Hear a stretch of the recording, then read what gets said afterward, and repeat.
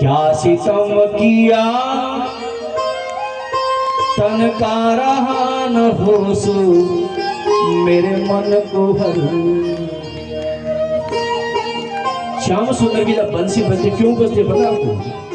बंसी इसलिए बजती है कि आओ मेरे से बिछोड़ रखो और मेरे गोद में बैठ जाओ। और जब उसके कानों में भी बंसी नाद गया तो उसने उस घास को खाना बंद कर दिया, मुंह के अंदर ही रहा और वो घास न अंदर न बाहर। तो जब भगवान की बंसी बजती है तो भूत बाल पशु पक्षी जीव जंतु मानव सब शांत। तो ये बंसी जो है, गोपी कहती कि बहन कुछ भी हो जाए, न स्वयं सोती न दूसरे को सोने देती है।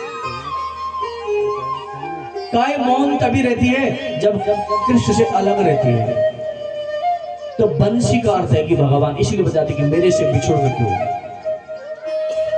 इसके बाद भगवान ने जो है इन समस्त गोपियों ने जो है भगवान को पति बनाने के लिए मां कातिनी का व्रत लिया। हेमंत प्रथमे मासे नंद ब्रज कुमार कहा।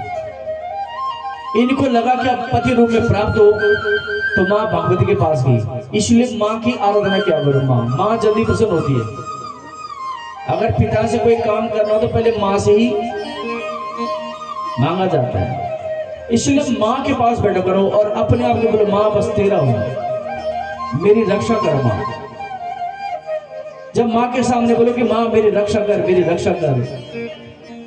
ध्यान रखना, भागवत के अंदर आपने देखा प्रहलाद जी ध्रुव जी सबने परमात्मा को प्राप्त किया। परमात्मा को स्तुति के द्वारा प्राप्त किया, पूजा पाठ के द्वारा कोई नहीं कर पाया। जिसने भी भगवान को प्राप्त किया स्तुति करते बात करो, पहले भगवान को पढ़ो, भगवान के बारे में पढ़ो। जैसे मैंने माँ, अब मैंने बता दिया कि ये माँ आपकी शक्ति आंखों की ये देखने की, इस माँ को बोलो कि बस माँ इसके द्वारा अच्छी चीजों को दिखा दे। बस माँ मेरा हाथ पकड़े कुपुत्रो जाए ता क्वचित अपि को माता न भवति, कि माँ हाथ पकड़े मेरा बस। और जब आप माँ को बोल दो कि माँ मेरा हाथ पकड़ ले तो माँ आपको बुरे कर्मों से अपने आप रोक लेगी। कि माँ मेरे अंदर मातृभाव जगा दे, मैं समस्त स्त्री को माँ के रूप में देखूं, बस इतनी सी बात मानी। तो माँ की आराधना जो करता है माँ ही उसको मनवांछित फल की प्राप्ति, माँ ही फिर पिता तक पहुंचाती। इसलिए पहले माँ, क्योंकि जब तक हम माँ की आराधना, माँ की तब तपस्या नहीं करेंगे तब तक उद्धार होने वाला नहीं। इसलिए करा करो, एक मंत्र जगा करो, एक पूजा क्या करो, कुछ भी करो, लेकिन करो सही। यहाँ तो देख जगह जगह मंदिर है, या माता यहाँ बैठी है, लेकिन हम लोग को लगता कि कुछ ऐसी परंपरा है हमारे यहाँ कि हम लोग को लगता कि जो मंदिर बने हैं इनमें तभी पूजा करने जब कभी पूजाई होगी। और कोई गलती से अगर जा भी रहा है वहां तो लोग सोते पता नहीं क्या करने जा रहे हैं। अरे इन मंदिर में आप रोज नित्य ज्योत बत्ती कर सकते हो, जा सकते हो, या तो सकते। इस भूमि पर अगर आप 10 मिनट भी बैठोगे तो जो हम शहर में 6 साल उपासना करते हो यहाँ पर आधे घंटे में आपको प्राप्त हो जाएगा। इस भूमि का इतना महत्व है, लेकिन हम कुछ करना ही नहीं चाहते। तो ये शक्तियां जो है ये सब हमारे पास ही है, बस हमने इन शक्तियों को जागना है। तो प्रहलाद जी के पास कौन सा ज्ञान था, ध्रुव जी के पास कौन सा ज्ञान था? इसलिए बोला करो, शिव से बोला करो हे शिव मुझे भी अपने जैसे बना दे। राम से बोलो हे राम मुझे भी मर्यादित बना दे। कृष्ण से बोलो हे कृष्ण मुझे भी अपने जैसे बना दे प्रभु। तो जब रोज बात करोगे, लेकिन बात कब करोगे? जब भगवान से संबंध होगा। संबंध मानो, हनुमान जी से बोलो हनुमान जी मेरी इंद्रियों पर काबू नहीं कर पा रहा हूं, जरा पकड़ दो। तो इनसे बात करो, लेकिन बात तब करोगे जब पहले भगवान के बारे में पढ़ो, उन देवियों के बारे में पढ़ो, इनकी शक्ति क्या है क्या नहीं है। ये सारी शक्ति मनुष्य के अंदर है, विद्यमान है। इन शक्ति को जागृत कर दिया तो कोई काम कठिन नहीं है। तो इन्होंने माँ के पास गई कि माँ ये पति रूप में चाहिए, लेकिन ये क्या करती थी? यमुना स्नान करती थी नग्न होकर, और नग्न होकर जल में नहाना उचित नहीं, क्योंकि जल में वरुण देवता का वास होता है।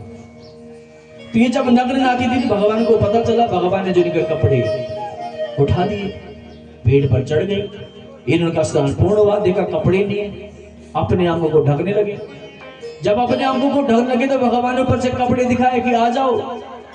इन्होंने कई प्रकार की विनती की, लेकिन भगवान ने नहीं दी। का आना पड़ेगा। अब जब भगवान नहीं माने तो इन्होंने बोला कि हम नंद बाबा से कहेगा किसी के पास बोल दो मैं नहीं दूंगा। और ये आई और अपने कपड़े लेके गई, कपड़े पहन के। भगवान इनको कहते कि देवियों भक्त पूजन करना उचित है, परंतु कभी भी वरुण देवता में जल में नग्न होकर नहीं नहाना चाहिए, इसमें वरुण का वास होता है।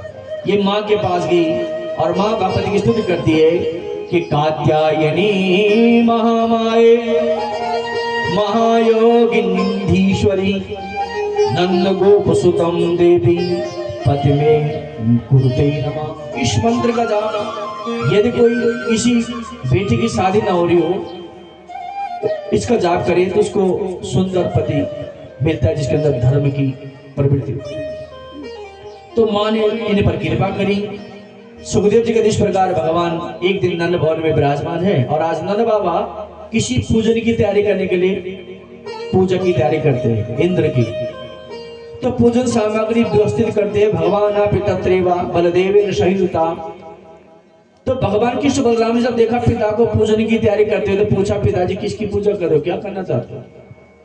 नंद बाबा कहते कि बेटा हम इंद्र की पूजा करते, कुल परंपरा है, हर साल की परंपरा है। और इंद्र मेघों के स्वामी हैं, हम जंगली लोग हैं, वर्षा पर ही आश्रय देते हैं। इंद्र प्रसन्न होगा तो बारिश होगी, बारिश होगी तो खेती बाड़ी बढ़ेगी।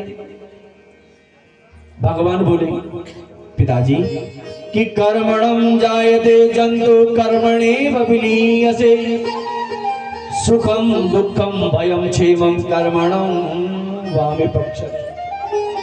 कहा पिताजी आपने ठीक कहा, लेकिन मनुष्य कर्मों की खेती करता है, हम जंगली लोग हैं, पहाड़ी हमारे घर है और पहाड़ी हमें सब कुछ देते, घास पानी सब मिलता है, तो हम उस इंद्र की पूजा क्यों करें? इससे अच्छा अपना ये गोवर्धन जो उसकी पूजा करें। नंद बाबा कहते कि नहीं बेटा हमारे कुल की परंपरा, का कुल की परंपराओं को छोड़ दो। आज मेरा कहने वाला नंद बाबा तैयार नहीं होते। भगवान कहते कि पिताजी मेरी बात मानो। तो कहा मुझे भगवान ने स्वप्न दिया कि मैं गोवर्धन में हूं, इस ऋषि की पूजा करो। नंद बाबा तैयार हुए, कहा आप समस्त ग्रामवासियों को बोलो। और नंद बाबा ने समस्त ग्रामवासियों को जो पूजन के लिए तैयार किया। पूजन के लिए जब तैयार किया तो वेदज्ञ ब्राह्मण को बुलाया और गोवर्धन एक रूप में भगवान गोवर्धन में प्रविष्ट हो गए, एक में समस्त ब्रजवासियों के साथ गोवर्धन भगवान का पूजन होने लगा। जल से, दूध से, दही से, घी से, शहद से सुंदर अभिषेक। इधर यमुना से जल पे जल, इधर ब्राह्मण लोग वेद मंत्र सुंदर ढंग से स्नान आदि कराया, चंदन का टीका आदि लगाया, धूप दीप नैवेद्य। जब भोग लगाने की बात आई तो एक थाली भगवान ने ग्रहण कर दी, 2 3 56 भोग लगे, थाली पे थाली, थाली पे थाली। भगवान कहते कि देखो बाबा कभी इंद्र ने भोग लगाया? कहा नहीं। कहा उसके पास थाली रख दे तो कभी खाए? उसने कहा देखो मेरे गोवर्धन। तो वहां जय जयकार होने लगा। अब जब इंद्र को पता चला तो इसको घमंड, अहंकार, इसको क्रोध आ गया। अब जो व्यक्ति सम्मान का भूखा होता है उसको क्रोध जल्दी आता है, इसलिए सम्मान का भूखा नहीं देना चाहिए कभी भी। तो इसको ये ताकि भाई मेरी जय जयकार हो और ये मेरी पूजा करते थे, इन्होंने कैसे परंपरा को बदल दिया। क्रोध आया और अपने मेघों को आदेश दिया कि पूरे ब्रजमंडल को तहस नहस कर दो। भयंकर बारिश, सब लोग घबरा गए। नंद बाबा कहते कि लाला मैंने तुझे बोल दिया था इंद्र कुछ उत्पात करेगा।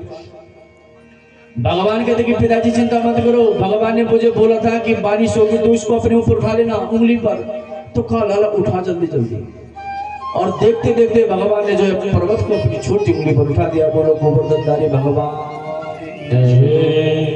वासुकी नाग को बोला कि पीछे लपेटा मार दो ताकि पानी अंदर न आए। और समस्त गोप वालों को बोला कि अपनी गौ बछड़े जो भी भोजन आदि सामग्री सब लेके आओ।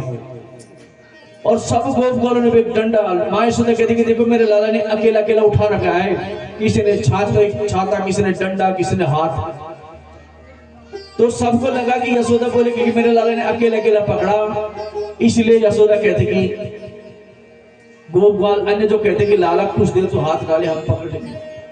जैसे ही भगवान ने उंगली हटानी चाहिए वजन बढ़ने लगा, सब के सब करेंगे लाला हमारी बस की बात नहीं है। ये भागवत भी 7 दिन जो है यही तो गोवर्धन यजमान परिवार इसको 7 दिन, एक भागवत यानी 7 क्या। तो जब सबने हटाया वजन बढ़ गया, लाला ने फिर लगाया। यशोदा ने कहा देखो मेरे लाला ने कह दिया था, मैंने कह दिया था कि मेरा लाला ने। भगवान कहते कि नहीं मैया मैंने नहीं, कि मैया कछु माखन को पर बड़ो कछु गोपन करो सहाय। श्री राधा जी चोर के खाया, कछु गोपन करो सहाय, समस्त गोपाल। श्री राधा जी की बिना श्री की, मैंने कहा था ना बिना मां की, बिना मां के आप भगवान नारायण तक नहीं पहुंच सकते। और जो मां तक पहुंच गया उसको सौभाग्यशाली समझ नचे अपने आप का। बिना श्री की कृपा से मैंने गोवर्धन अर्थात मां कुछ माखन जो चोर चोर के खाया, कुछ गोप वालों ने और कुछ श्री राधा जी की कृपा से मैंने उठाया, मैंने नहीं उठाया। तो ये जो पर्वत रावत परिवार ने उठा रखा है वो भी आप सबके माध्यम से इष्ट मित्र समस्त ग्रामवासी वेद के ब्राह्मणों के द्वारा, जब हम सब ने इसमें सबकी भागीदारी है, ये एक व्यक्ति नहीं कर सकता।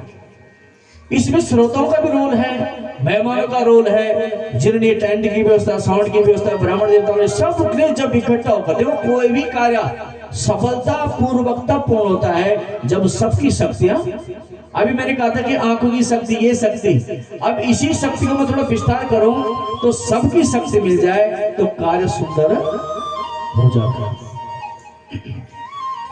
तो सारी शक्ति मिलकर, तो कहा मां ये जब हम सबकी शक्ति मिली तब जाके मैंने उठाया। जय जयकार लगा। इंद्र 1 दिन 2 दिन 3 दिन बहुत दिन तक बारिश की, थक गया, हार गया, आया तुरंत दौड़े दौड़े और क्षमा याचना मांगता है कि प्रभु क्षमा करना, अज्ञानवश आपसे मैंने क्लेश किया। कामधेनु को मंगाया और भगवान का अभिषेक किया और उसके बाद क्षमा याचना मांग कर निकल पड़ा। तो इस प्रकार भगवान ने जो है इंद्र का अहंकार भी समाप्त किया। इसके बाद हम कल यहां से रास में प्रवेश करेंगे और कल जो है भगवान फिर मथुरा जाएंगे। उद्धव चरित्र है, बड़ा समस्त गोपाल कल रोते रहते हैं, तो कल भी बड़ी अच्छी कथाएं हैं। अक्रूर जी भगवान को लेने आते हैं। इस प्रकार रावत परिवार के माध्यम से आपने पंचम दिवस की कथा श्रवण की और कथाओं से हम अपने जीवन को बदल सकते हैं। तो अब अंत में अपनी वाणी को विराम देते हुए एक भजन आज हम मां के चरणों में अर्पण करेंगे। तो आप सभी लोग मेरे साथ, देवी कुंजा पूरी माता तू देनी हो जाए।